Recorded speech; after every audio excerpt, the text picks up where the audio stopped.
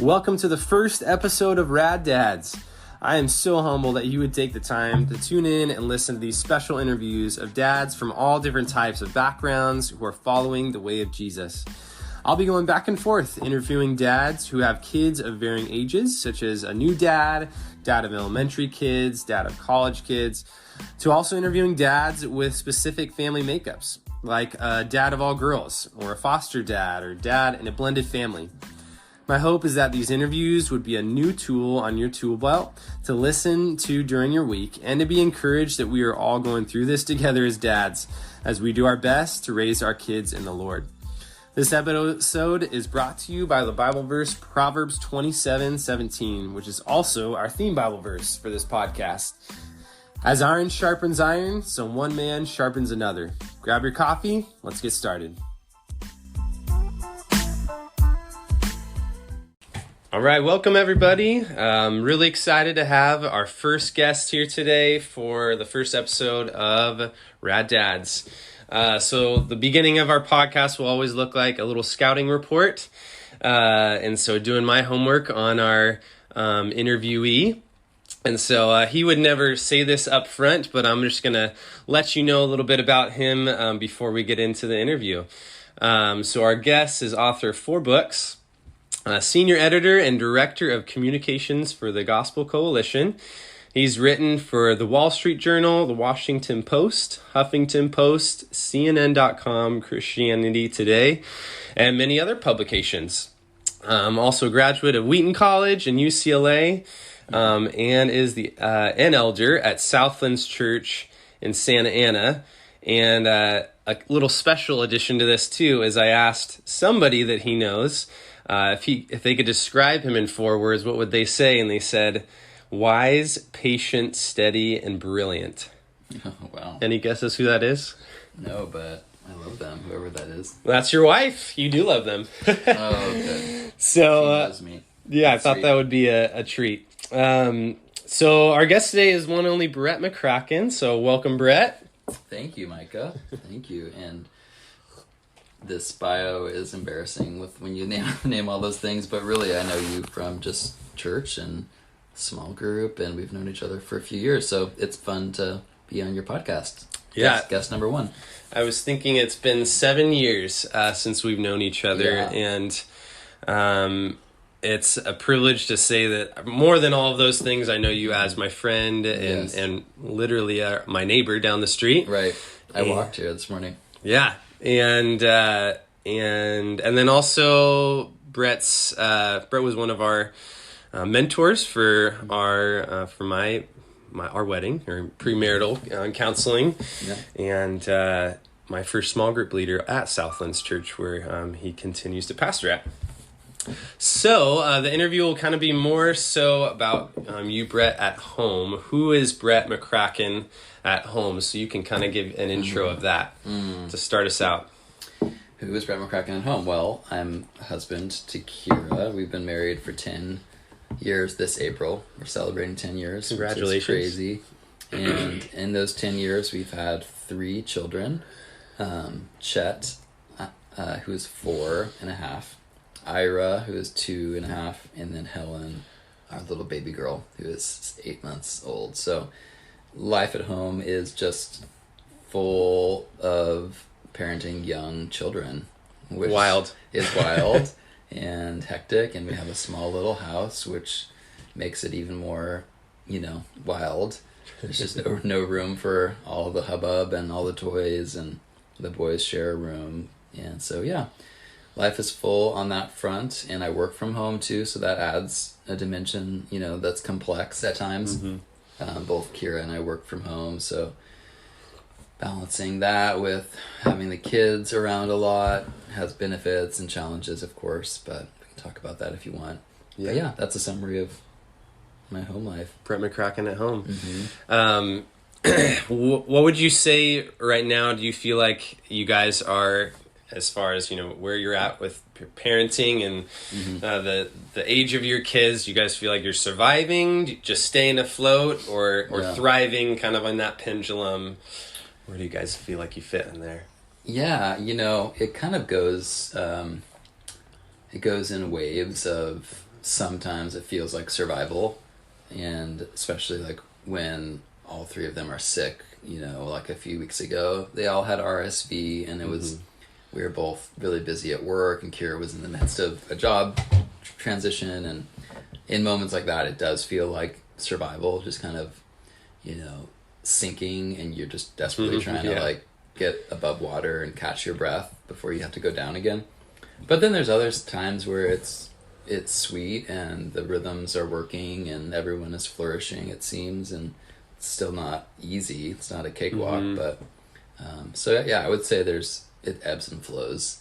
I was having coffee with a friend who's also a dad of young kids recently, and we were saying that it, even things like getting out to have coffee with friends doesn't happen. Nope. As much as it used to, or as much as I would like it to now. And that's where it does feel like it takes all of your energy as a dad of 3 kids under 4 to just kind of do that and to manage the home front and the job, and that's it. That's like all I can do. So, so less is more. It feels like there's a forced simplicity to life. It doesn't feel simple, but simplicity in the sense of like a lot of extra things just by necessity can't happen. Right, yeah. And so you just kind of focus on what you have to do, which is keep your kids alive and fed and, diapers changed and get your job done at work and put food on the table. And, there's a simplicity to that can feel like a loss when it means, I can't go out with that friend or I can't do that. But it's also a beautiful simplicity because it's, keeping your family afloat and hopefully more than just afloat, but hopefully thriving. So going back to the like essentials. Yeah, totally. And this is what, families and humans have done, for forever. Like this is nothing new. This is nothing new. Moms and dads have always had this kind of the purpose of, your role as a father and a mother is providing and caring and protecting for your children and each other and keeping your family kind of thriving, and that's no small thing. It's a wonderful calling. Definitely. Kind of a more fun questions. Do you if you had to describe this last year of being a dad in 3 words, what would come to mind? Oh man. 3 words, frenetic. I don't even know what that means, but I'll let you explain later. Frenetic. Google it.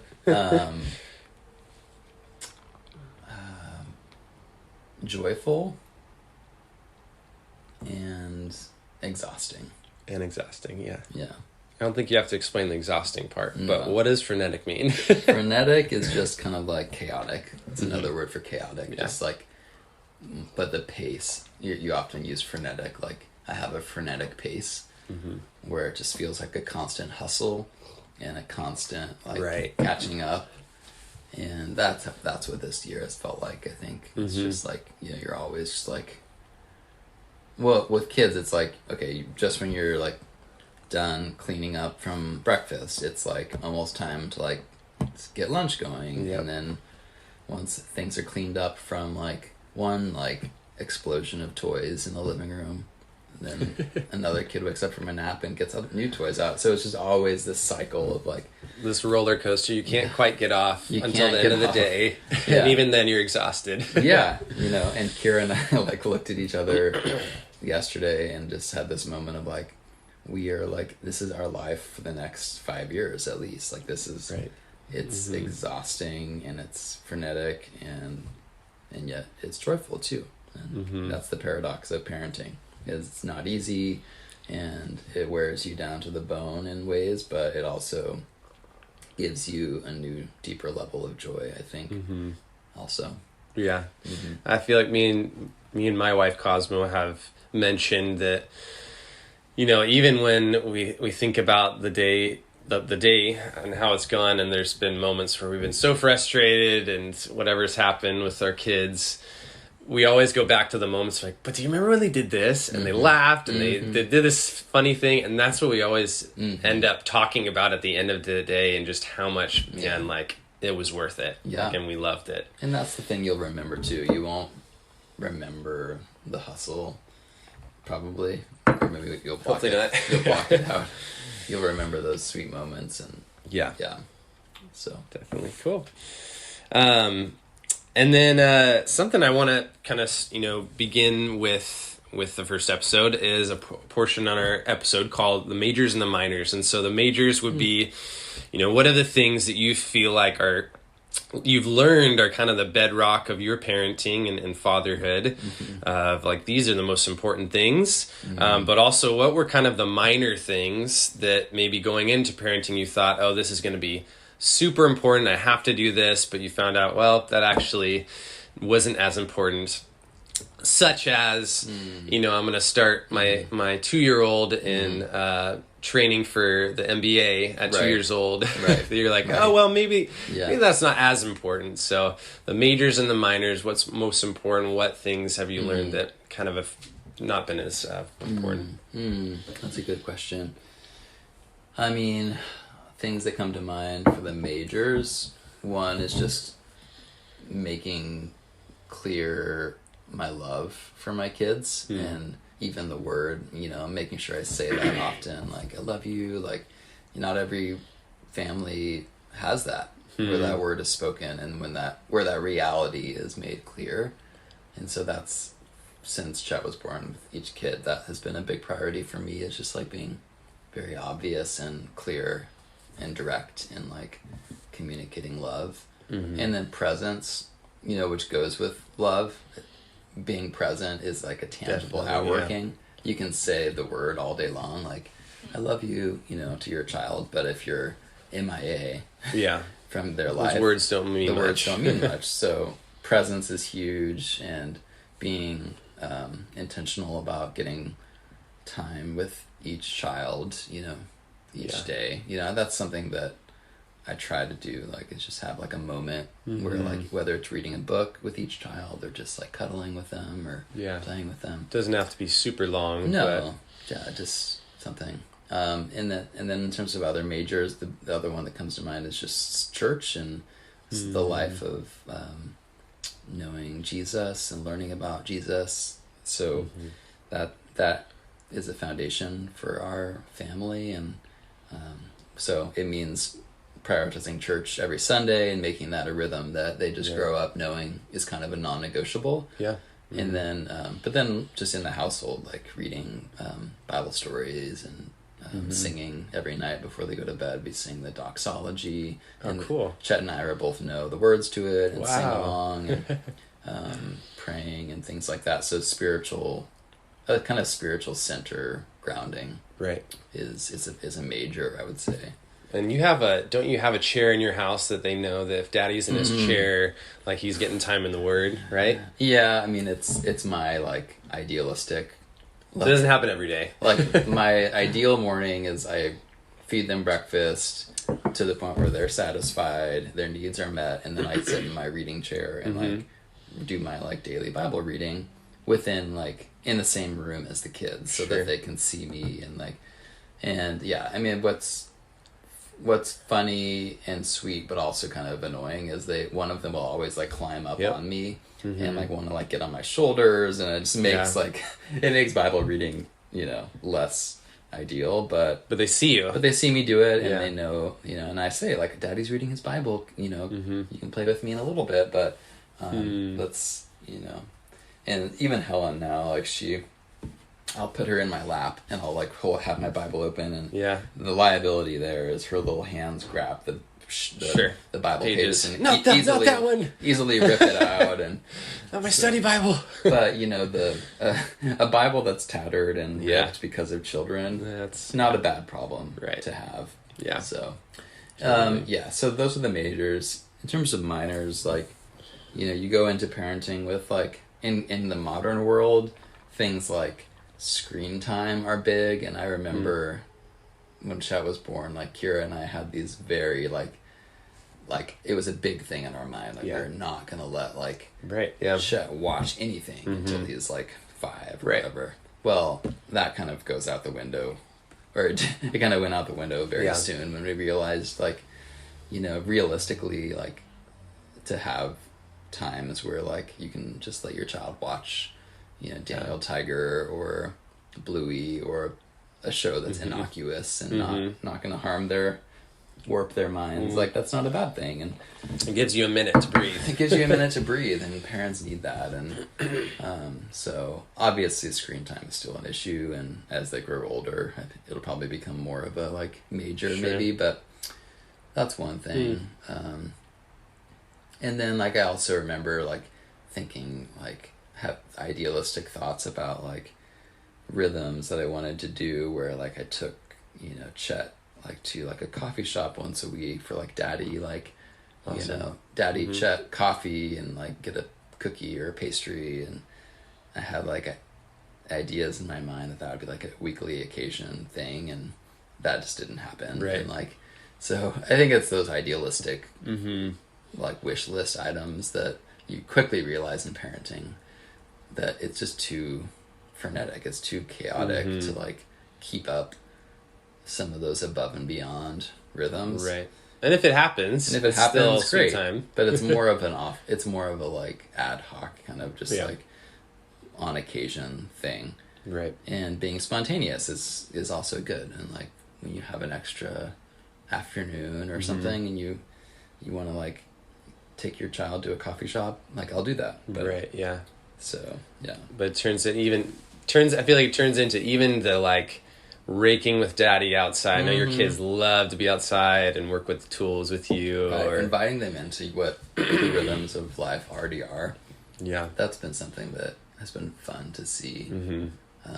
And letting them help, quote unquote, even though it's not really helpful. Right. Yeah. is a lesson I've learned. Because, I feel you there. Yeah. Even though it's, like, it makes the process slower, like putting together a toy or something. That's what I've been doing the last few days after Christmas, is like nonstop assembling toys.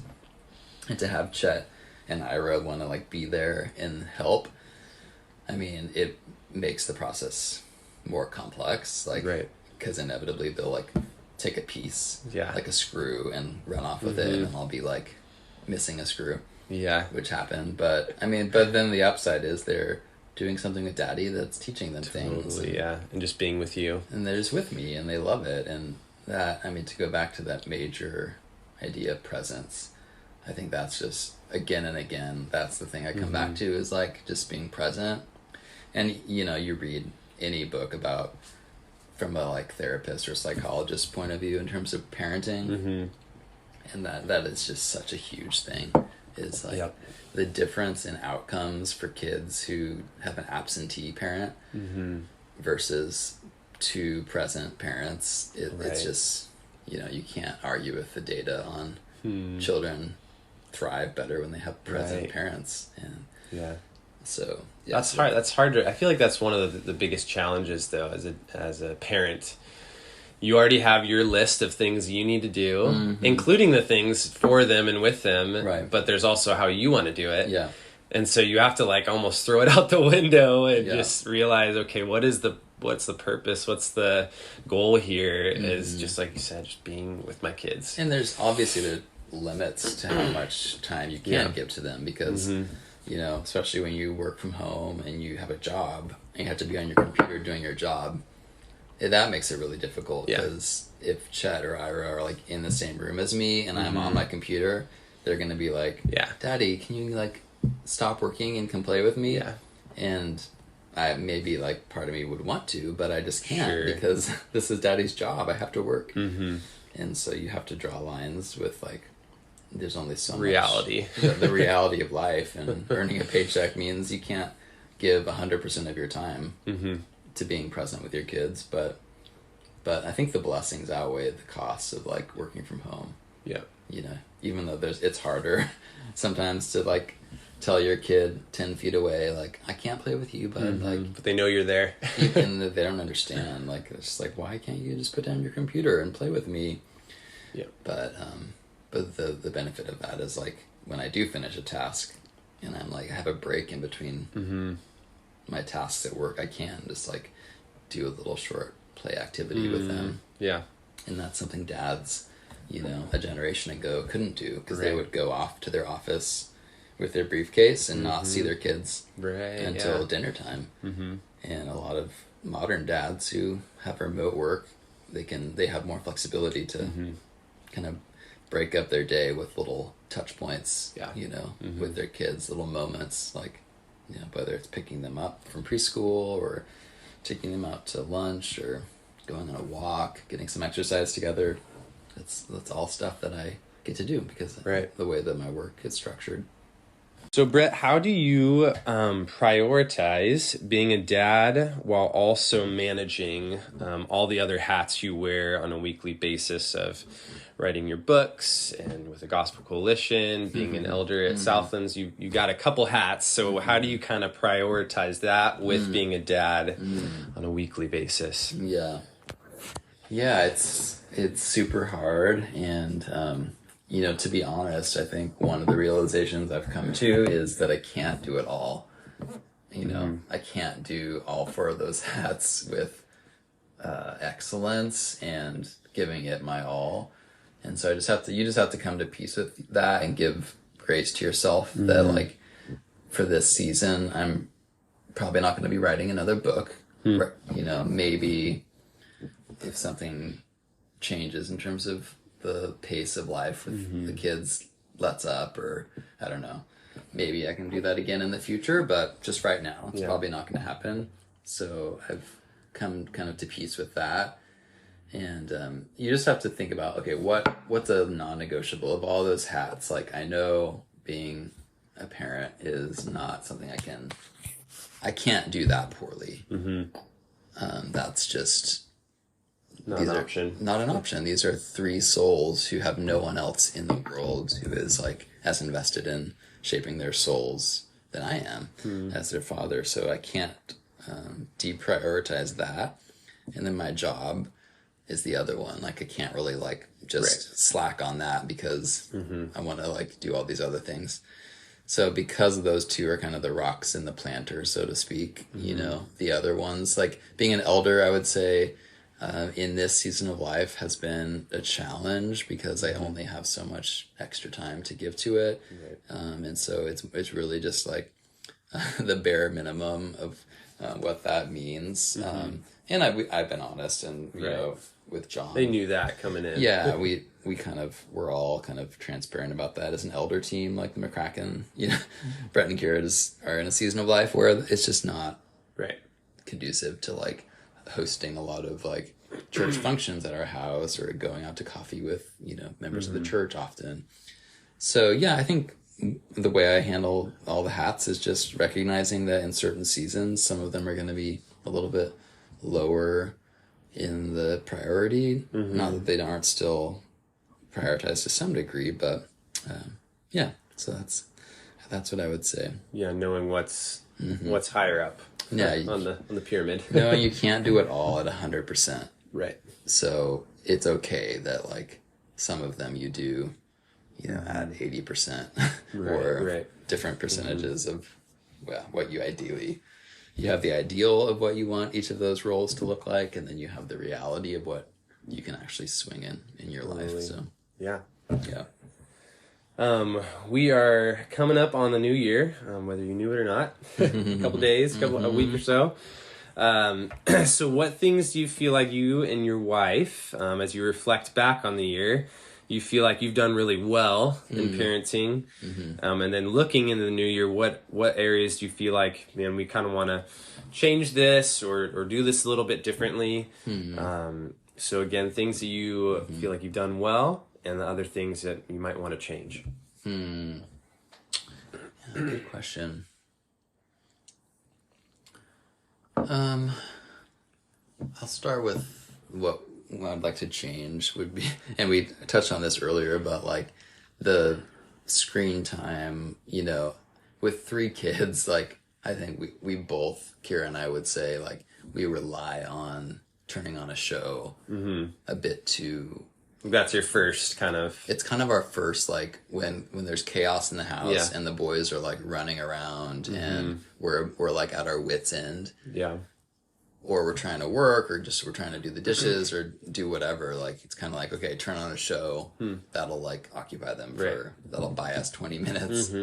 So as much as, like, I don't want to, like, overestimate how realistic change is right now in that area, I do think we could probably be more creative about, like, what we encourage them to do in those moments. Like, you know, instead of just always turning on a show, like, maybe just, like, getting out some crayons and having them do that to occupy themselves, or, like, sending them to one of the rooms with a toy to play with. So we have, like, Kira created this, like, list of activities that we have on our fridge that's kind of like a reminder of, like, here are all the different, like, options of activities, like, in case we forget what all there is to do. And it's long. There's like 20 items on there. So just being more, I think... Taking advantage of that. And not just kind of always relying on the TV. In terms of what we've done well in 2022, one of the things that we prioritize in our parenting is, like, creating, like, memorable experiences through, like, trips and, like, travel and vacation. And I think this year was a really fun year in that respect. We started the year in the Florida Keys. We rang in the new year down in Florida with all, you know, at that point it was just 2 kids. Helen was in the womb still. So that was memorable. In the summer we went to Canada for almost 3 weeks with all 3 kids. And it was wild and chaotic, but super fun and super memorable. Yeah. And it's not relaxing, I assume. It's not relaxing, but it's restorative. Okay. If you can understand that difference. Like, it restores the soul, but makes you exhausted. Like, I slept so hard every night of that trip. Oh, good. Because I was so tired. I was, like, physically exhausted from, like, schlepping this car seat and this thing and that. But it was a good sort of tired. And then we did, like, a trip to Tulsa for my 40th birthday, and I got to take the kids to see where Daddy grew up and the house that I was the baby in Tulsa, and that was super memorable. That's cool. So I think that has been a really fun aspect of our parenting that, you know, we joke about, like, we should start, like, a podcast or an Instagram account that's, like, the Traveling McCrackens and, like, give tips, because a lot of parents ask us, like, you went to Canada, like, internationally with 3 kids under 4. It's a huge undertaking. It seems like it. Are you crazy? And we're like, no, like, it actually was totally worth it. And we have ideas and tips for how you can do it too. Right. So for another podcast episode one day, we can talk about that. The Traveling Dad. Yeah. Yes. All right. I was looking at our Christmas cards on the wall, and I don't remember which one or where you were, but it was like you and Chet and Kira. Somewhere, like in Yosemite or something. When you were there, at least when you just had Chet, I assume you weren't camping, like you were staying out. We have yet to camp with our kids. So tip number 1, you're not camping with the little ones yet. No, I mean, the ambitious camper family might do that, but we're not that. We're far too... You wanted a good night of sleep. Maybe we glamping one day. Yeah. Cool. And then the last question, and kind of just giving some tools, some ideas and perspectives for other dads coming into the new year. What would you say, and I'm sure this will kind of go back on some of the things we've talked about, are maybe 3 values or disciplines that you feel like are most important for Christian dads to begin practicing in their new homes as we begin this new this new year, just for some ideas to start with that we can think about, and disciplines, values. Yeah, I mean, I think it's kind of like an obvious one that is sort of like the eat your broccoli advice that we all know, but just making God's word central in the home, whatever shape that takes, like whether it's like if your kids are older, like doing like a family devotional over dinner. Our kids are too young for that currently, but one day I want to do that. Or it's just like reading Bible stories out of the kids' little, storybook Bibles. Yep. Or like I mentioned earlier, just you as the adult, like being seen reading your Bible on a regular basis. And, we play music a lot in the car that's like straight Bible, worship music. The Every Psalm project from the band Poor Bishop Hooper has been it's kind of been a staple in our musical diet. Every Psalm. It's called Every Psalm, and it's this band from Kansas City, Poor Bishop Hooper. It's a husband and wife who recorded a song for every psalm. Wow. So all 150 psalms in the Bible. Awesome. You can find it on Spotify. And I just put that on in the household or the car, and it's like, oh, there you go. The Bible is being sung over your household. Right, yeah. So just the osmosis of what the kids pick up from just that. even subconsciously. Just subconsciously. They're hearing something. Yeah. They know that God and the worship of God, the singing of praise is something that is going to be heard in our house. Mm-hmm. So that's a big habit. And then with that, it's just like the local church and making that like a real non-negotiable rhythm in your family's life. It's so easy in Southern California, I think, to make church like an optional thing. Like, well, if there's nothing else happening for us this weekend, then maybe we'll go to our local church. Sure. But that's just going to cultivate in your kids a sense of like church is just kind of an add-on to my life, as it's convenient. So I think the value of church, even when it's inconvenient for your family, is a really good thing to prioritize. Like, and with 3 kids under 4, like Sunday mornings are hectic. They are crazy. Like getting everyone out the door and dressed is not easy. And there's going to be tears and there's going to be, stress. But already bringing memories back in my childhood. Yes. But just, it just communicates a lot to the kids that this is like an important thing. And this is our church family. And our church family on Sundays isn't more important than our own little family in terms of it would be easier to just kind of stay at home and have like French toast and go on a walk and like do our own thing. But God's people, need us there. Right. And we need them. Totally. It's both. It's both. So that's another one. I think our pastor mentioned recently, and I thought that was such a cool perspective change. Like on Sundays, like speaking to your family, hey, we're going to go be with the church. Rather than go to the church. Yeah. And I never heard that before, but it changes it to a location, to a people. Yeah. And relationships that you're going to be with. Yeah. And also just, it's not something that we're just going to get something from. We're going to contribute. And so, I love bringing Chet or Ira. Usually I bring one of the kids with me early to like pre-service prayer and like set up, and just to get them in that mode of like helping quote unquote. And then I love it when Chet like helps bring the chairs, to the chair stacking people. And it's fun to see other people and other men specifically kind of like have their arm around him and like incorporating him into that is really cool to see, like other guys who love Jesus, bringing him along. Yeah, and then the third thing that comes to mind in terms of like a rhythm or like a priority, a value for the new year would just be just prioritizing like rest as a family, Sabbath, like it's the hustle of life in general, to say nothing of parenting. Just life in general is a hustle, and we in a culture like ours where we're so productivity oriented, it's just easy to not prioritize Sabbath and rest.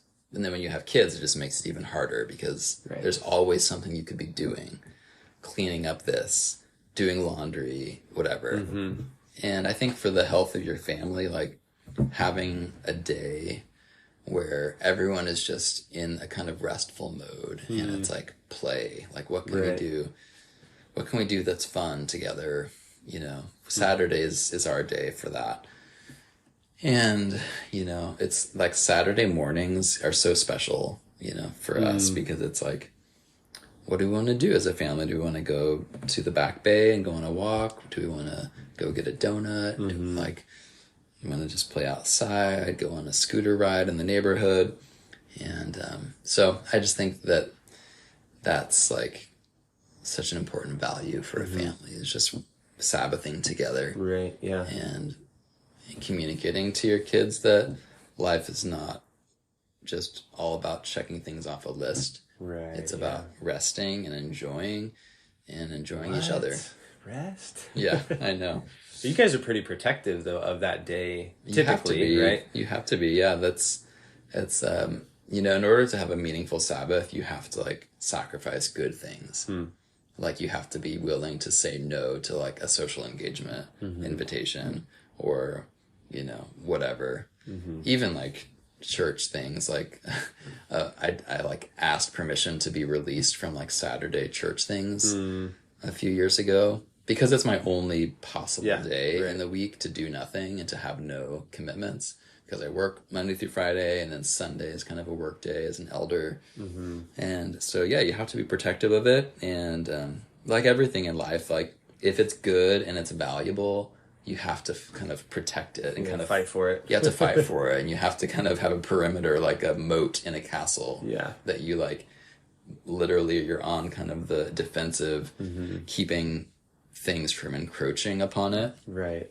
And Sabbath is one of God's greatest gifts to us, and it's such a good thing. But like we far too easily let things infiltrate and kind of, break through the walls and to the point where it's just kind of, marginally restful. Right. Yeah. And I feel like you really have to be thoughtful, like continually thoughtful of like protecting it. Because I know for myself, like we try and do Family Fridays, but there's often times where we just kind of let it go. Yeah. And that time, and so many memories come from Family Fridays, but it's a time that can easily be, but this is going on Friday, so we're gonna have to change it. And sometimes you have to change it, but as much as you can, protecting that, it really almost rejuvenates the life of your family. For sure. And you have to be vigilant in making sure that like you don't use that time to like do to-dos. Yeah. Like, cause that's so easy as parents. Like, oh yeah, well it's Sabbath, but I'm gonna still do this laundry, and I'm still gonna like, even like cooking meals. Like, I think part of Sabbath is like go out to eat, like release yourself from having to like. But for some people, like Sabbath, like making a meal is like a form of rest. Right. So, but like I know in my family growing up, my parents had like a go out to eat every Friday night rhythm. And that was so fun because it was just like a family rhythm of like ushering in the weekend with this like enjoyable moment of like dining out. So dining out right now for our family isn't super restful. So maybe we'll to each their own. Maybe we'll institute that rhythm when the kids are older. But so you said rest being a part of your consistently part of your and relationally part of your local church, and then the first one you said was just the Word of God. Like being present and central in the home. Yeah. Great, awesome. Great. Well, I would love for a rhythm we'll have for this podcast is having our guests pray for the specific fathers of the episode. And this one is our first episode. So, Brett, I would love for you to just be able to pray for all of our fathers going into this new year and the challenges and the plans already that are on the calendar as we go forward. And so if you wouldn't mind just kind of lifting them up as we begin the new year. Let's do it. Father, thank you for being a good father to us and modeling what we are called to as dads, just sacrificing for our children, loving them, protecting them. And I just pray for the dads as they begin a new year and there's a sense of newness and just second chances to kind of do things differently and to improve in some way. First of all, I just pray grace over them, recognizing that they're not going to be perfect this year, and there's going to be a lot of moments of messing up and dropping the ball, but you are a gracious Father, and we need to have grace for ourselves and each other. But I also just pray that we would be diligent as dads to really prioritize rhythms in our fatherhood that are conducive to just the growth and the health and the flourishing of our families, our wives, our kids, ourselves. And I just pray that you would equip these dads who are listening to rely on you and to seek you first, and to build rhythms that ultimately are surrounding you and your word and your truth, and that you provide the foundation that a solid home can be built, and that rhythms of life and flourishing can flow out of just the presence of you in the home and in their lives. So pray for these dads. Thank you for this podcast, and I just pray that you would bless each of us in 2023 and beyond. In your name we pray. Amen.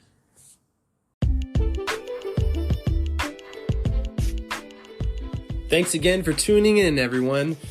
My goal is to put out 1 to 2 episodes a month, so don't forget to follow Rad Dads on Spotify and hit that notification bell so you don't miss an episode.